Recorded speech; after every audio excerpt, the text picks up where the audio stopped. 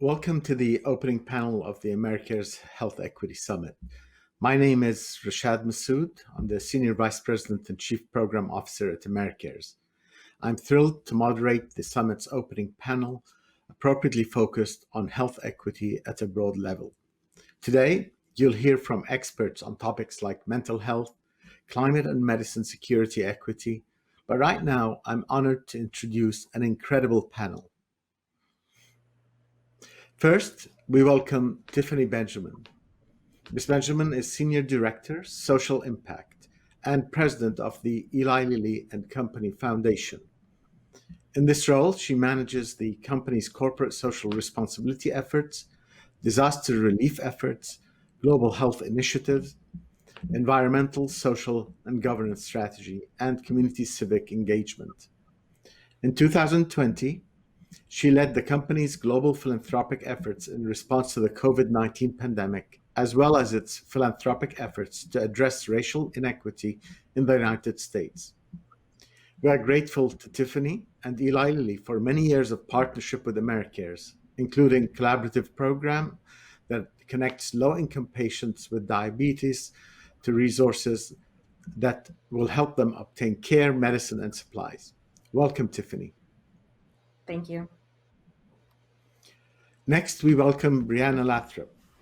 Ms. Lathrop is the Chief Operating Officer and Nurse Practitioner at Good Samaritan Health in Atlanta, Georgia, where she provides executive leadership and direct patient care. She has spent over 15 years providing healthcare to individuals and families who lack health insurance. Brianna writes, speaks, and teaches and provides consulting services on topics of health equity and social determinants of health. She is the co-author of How Neighborhoods Make Us Sick, Restoring Health and Wellness to Our Communities, and is a Robert Wood Johnson Foundation Culture of Health leader. Brianna and Good Samaritan Health Center are also wonderful friends and partners to AmeriCares. Finally, once again, we welcome Dr. J. Nwando Olaiwola and thank her for bringing her expertise to this summit. I also want, on a personal note, to congratulate you, Nwando, on your recent election to the National Academy of Medicine. We are looking forward to hearing more from you in this panel discussion. Welcome all.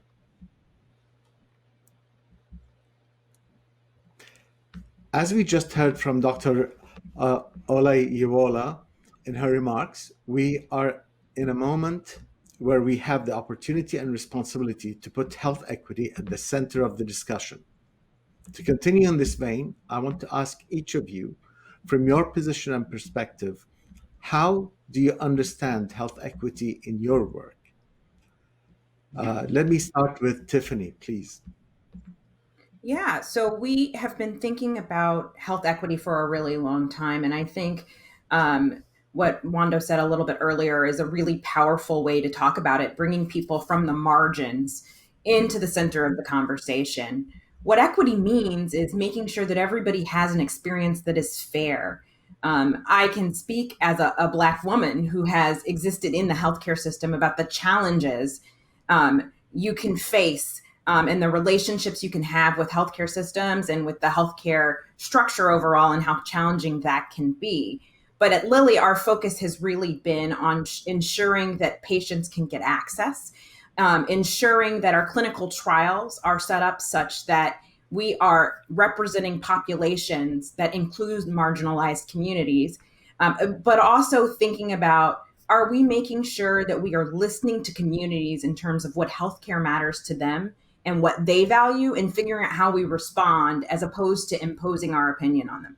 So I think, to me, the definition of health equity really sits in the hands of each and every community. And it's our job as partners of communities to listen to what they think equity means. Thank you. If I can turn to Brianna and ask you, how do you understand health equity in your work? Yes, Good Samaritan Health Center is a charitable care clinic in Atlanta, Georgia. And there are about 1,400 clinics like ours across the U.S. In addition, there are hundreds, thousands of federally health qualified health centers, which, along with our emergency rooms, really make up kind of the safety net of healthcare here in the US.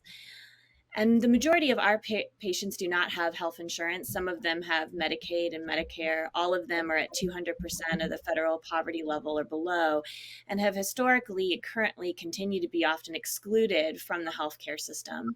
So our work is to deliver that care.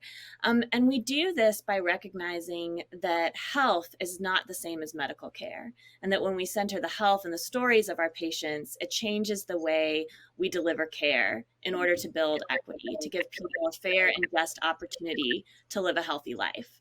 So this means that we talk to our patients about understanding them as individuals, that we screen for social determinants of health, and that we understand that our patients not only are more likely to not receive access to health services, but also likely to experience other negative social determinants of health, whether that be experiences of racism and oppression, experiencing homelessness or poverty, food inaccess, housing insecurity.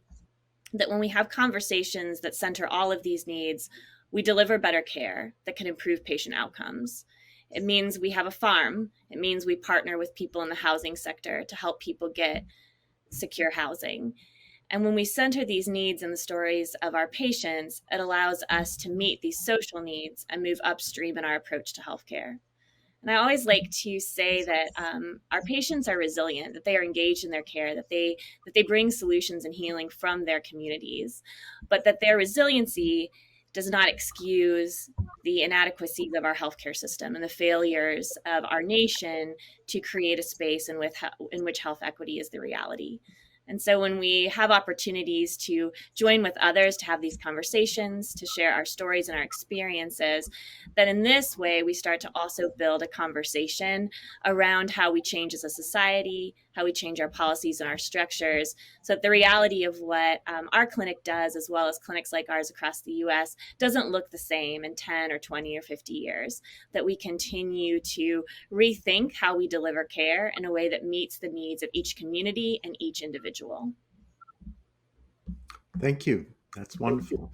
Nwando, if I can come back to you, you defined health equity in your keynote. You've described the elements to progress. At this point, what do you think are some of the key barriers to progress? Yeah, thank you. And I appreciate the comments of my two colleagues and both of your work tremendously. So thank you for all you do. I think that one thing is that I still have conversations in which we're still trying to kind of validate and make a case for the fact that health inequities exist. And I think that we've got to really get to a place where we're agreeing on that and then talking about the how and not the if that's true.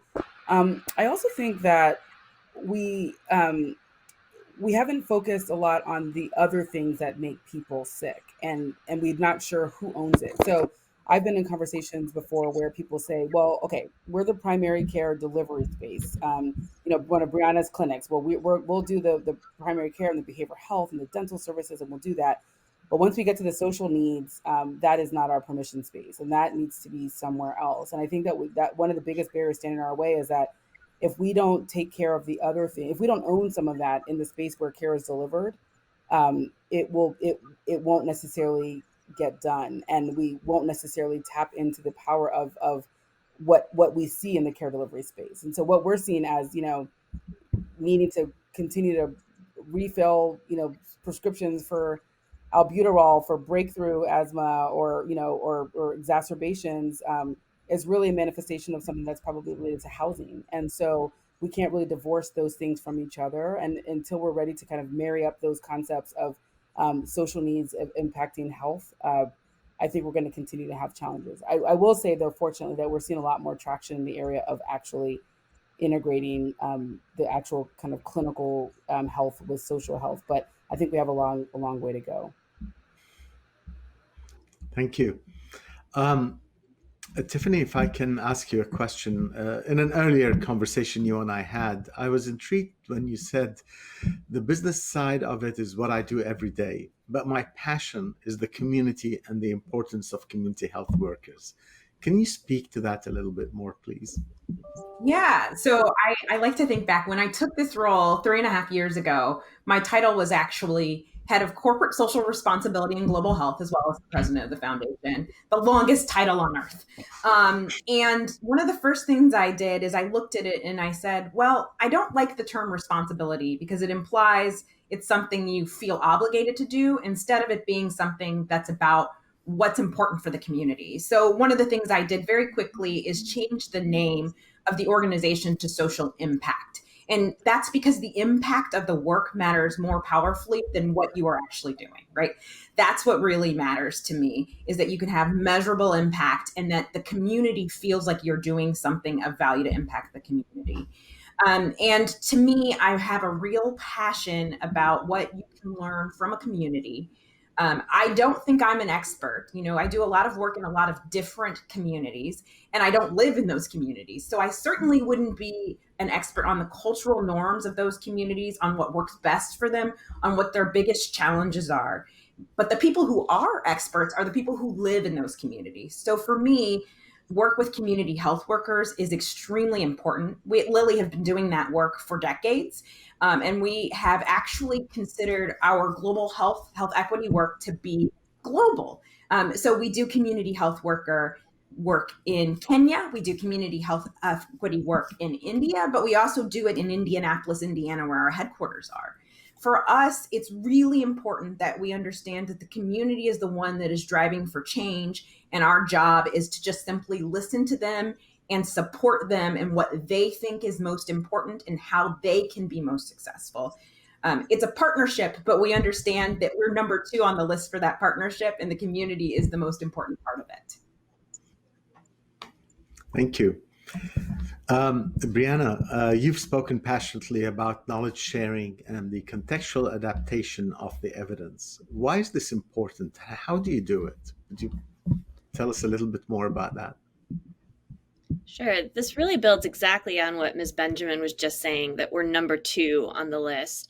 That whether we're working with a community on an intervention or whether we're in the exam room with an individual patient, that medicine has also been sort of hierarchical and power imbalanced in nature. There's this idea that certain people hold skill sets or degrees or abilities, and that they share or pass on that information to others. But in reality, if we want to address equity and we want to build equity and eliminate disparities, it's a two-way street, that I have to understand what my patients know about their lived experience, about their community, about their body, about what they need.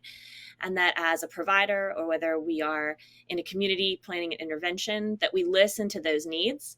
And it doesn't mean that quality assurance programs or evidence-based guidelines are no longer relevant. They certainly are. But we use that contextually within the lived experiences of the communities in which we work and of which we are a part. And that if we aren't talking about those larger social determinants of health in our conversations with patients and in our interventions, we might miss the most important step. If I am addressing a patient's diabetes and find out that she's lost access to her food benefit, her food stamps, and can't afford food, and I haven't asked those questions or connected her with a way to restore that, then we aren't going to make progress on any health condition. That this also means that not only do we change our approach in the exam room, but we also build clinical teams that allow for this knowledge sharing. I think community health workers are a great example.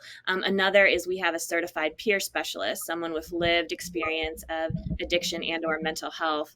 And she shares a common language and experience that can connect with patients and help them rethink and set goals in a way that no number of degrees or years of experience for me will ever gain me. And that we come together with our team members, with our patients, to share that knowledge and know that there is not one knowledge that's more important than the other, with the exception being the individual is first and foremost centered in that care approach. Thank you. Wando, if I may come back to you, could you tell us, why do you think the payers matter in this conversation, and how can they drive equity? Yeah, that's a good question. It would be impossible for me to be in a panel where someone didn't ask me that. So I think it's important to address it. It's interesting because in my work, my obviously training in primary care and public health, I kind of knew early the importance of the payer, but never, this is my first experience actually being on this side of healthcare. But one of the things that I recognize as doing this is that, as I have grown in my career in the public health and health policy space, I realize that a lot of what we value is shown up in what we pay for and where we put our dollars, and how we spend and what we consider important. So in the role of a payer, you have a tremendous opportunity. One, you have access to just so many views of the patient. I remember being in my community health center days and wishing so badly that I would have more than a view of what happens in the primary care office. Like I would say, we don't know when they go to the emergency department. We don't have any information when they go to when they're admitted to the hospital. We don't have information on specialty care. Well, the payer has a view of all that. The payer has a view of all those places where people touch if they're insured. And so it does give you an opportunity to really understand kind of all those different pieces of the journey that a patient has throughout the healthcare ecosystem, and an enormous opportunity to start to predict and prevent future challenges. But when you think about what you pay for, we've been really creative at Humana. I've been really proud of the work of our population health and teams who have been thinking about how do we design benefits that address those very things that Brianna and Tiffany are talking about. Those other social factors that influence the way people get health. How do we kind of weave in what we're hearing from those community conversations into what we design in our benefits packages? And so we have programs for example, we have a food benefit, which is similar to, you've got your insurance card, you've got your prescription coverage, but you also have food coverage, and recognize that our communities and our members, our patients have told us these are the things that we have challenges with. We're experiencing food insecurity like never before, certainly with the pandemic that has exploded for families across the country. So how can we take our position as a payer and weave in things like food into the way we actually care for people? And I you all know, but I love to share it. Jack Geiger, when he was in his early stages of forming the community health center movement, and used to write prescriptions for food, and people would go in the rural towns to the pharmacies and say, "Here's my prescription from the doctor, and it's for food." And when they came to kind of knock him down and shut down his business, they said, "Why are you writing prescriptions for food for people?" And he said, "The last time I checked, the cure for malnutrition was food," and that was kind of where he kind of hung his hat in the early days of this movement. And so I would say that the same thing really holds true when people are telling you that, yes, I want to take care of my diabetes. Yes, I want to take care of my hypertension. Yes, I want to prevent cardiovascular disease, but I'm hungry and I need food. I need food security. I need healthy food. Then we as payers can design benefits around food. And we're doing similar things in housing investments. We're doing similar things with transportation investments. And so I think that the role of the payer is really reconfiguring what the traditional benefit landscape looks like and expanding it to include things that really will impact social health. Thank you. Nwando, just one follow-up question, like maybe in 30 seconds, because we're running out of time. Why is this personal to you? Yeah, well, I mean, I will say that I've had as a child of immigrants, and coming from an immigrant family, having seen kind of the gross maltreatment of family members of mine, either because they were immigrants and maybe didn't have English as a first language, or my own personal experiences as a patient, as Tiffany alluded to earlier, being an African American woman going through the process of maternal care, and some of my own personal and very real experiences with racism in the healthcare system, even with all the other things that I had that could have been buffers.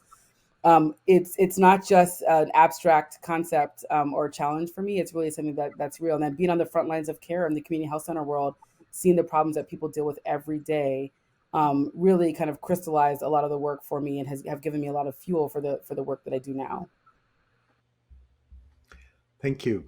This has been a very rich discussion, and we do appreciate you bringing your diversity of perspectives on this complex issue here today.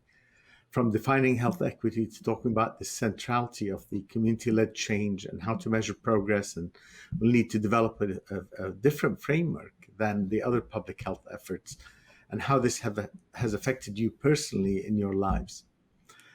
I want to thank each one of you for those insights and for joining us in this panel today.